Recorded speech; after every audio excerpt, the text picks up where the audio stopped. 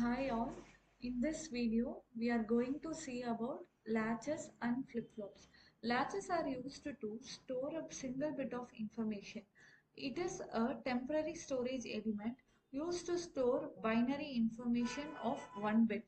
It can store either 0 or 1 at a time.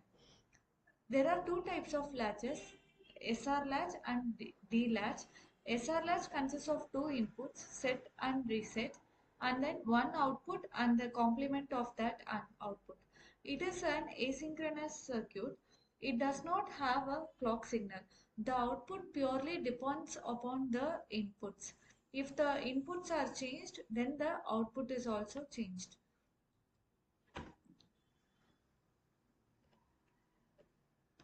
In other words, latches are said as flip-flops without clock signals. Let us see the difference between a latch and a flip-flop. Flip-flops are edge-triggered, whereas latch are level-triggered. Flip-flops consist of a clock signal.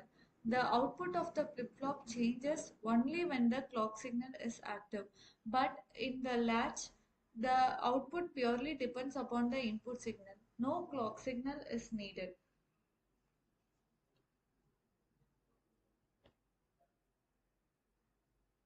The latches are the memory elements of the asynchronous sequential circuits, whereas the flip-flops are the memory elements of the synchronous sequential circuits.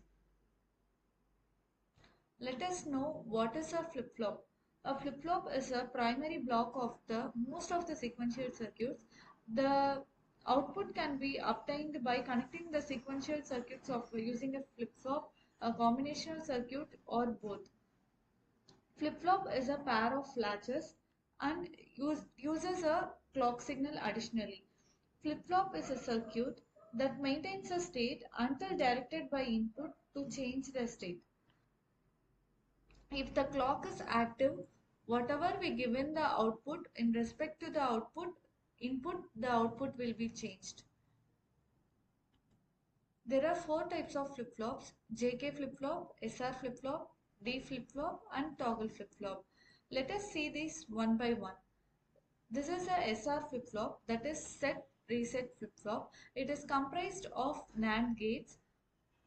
If the clock is active and the set input is high, then the output Q will be high and the complemented output Q bar will be low. If the set input is 0, then the Q output will be low and then the complemented Q output will be high. We can see this we can understand this better by using this analogy. See, in this seesaw, if the S input is pressed, that is the S input is high, then the output will be low. If the R input is high, then the output will be low. If the S input is high, then the output will be high. If both the S and R inputs are pressed together at the same time, then that is not possible. That shows the infinite state. We can see this clearly in the truth table. See here, if the S input is low, then the output is also low. If the S input is high, then the output will be high.